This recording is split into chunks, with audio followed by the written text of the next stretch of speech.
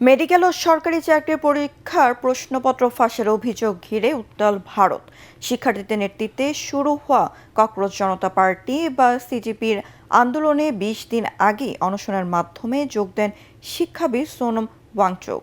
আন্দোলনের প্রতি সংহতি জানিয়ে আলাদা কর্মসূচি পালন করেছে কংগ্রেসও।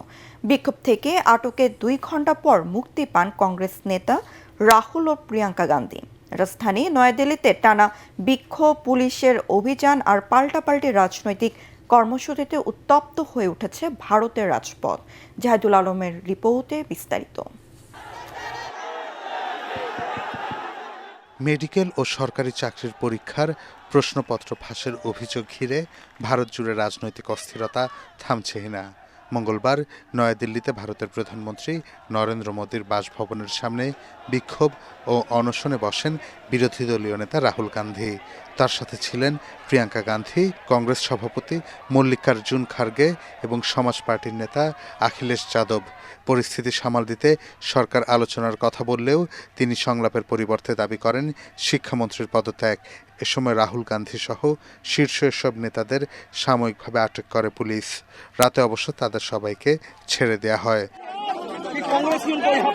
তবে জুন মাস থেকেই দিল্লির যন্তর মন্তরে নিট প্রশ্নপত্র ফাঁস, পরীক্ষা ব্যবস্থা সংস্কার এবং কেন্দ্রীয় শিক্ষামন্ত্রী ধর্মেন্দ্র প্রধানের পদত্যাগের দাবিতে আন্দোলন চালিয়ে আসছে তরুণদের সংগঠন ককরোচ জনতা পার্টি সিজেপি। অভিজিৎ দীপকের নেতৃত্বে শুরু হওয়া এই আন্দোলনে ধীরে ধীরে যুক্ত হন বিভিন্ন ছাত্র সংগঠন এবং তরুণ তরুণীরা। এদিকে টানা ২০ দিন অনশন করে হাসপাতালে ভর্তি আন্দোলনের অন্যতম বড় মুখ শিক্ষাবিদ সোনম ওয়াংচুক এই আন্দোলনকে ভারতের দ্বিতীয় স্বাধীনতা আন্দোলন হিসেবে আখ্যা দিয়েছেন। ওদিকে রাহুল গান্ধীর কর্মসূচি নিয়ে টানাপোড়েন শুরু হয়েছে ইন্ডিয়া জোটে। আম আদমি পার্টি সহ শরিক দলগুলোর অভিযোগ, ভিন্ন কর্মসূচি দিয়ে কংগ্রেস মূল আন্দোলনের আলো নিজের দিকে টানার চেষ্টা করছেন। অন্যদিকে আন্দোলনকে রাজনৈতিক উদ্দেশ্য প্রণোদিত বলছে মোদী সরকার। তবে সিজেপি জানিয়েছে তারা কেবল শিক্ষার্থী ও সাধারণ মানুষের স্বার্থ দেখছে। দাবি পূরণ না হওয়া পর্যন্ত আন্দোলন চলবে বলেও ঘোষণা দিয়েছে সংগঠনটি।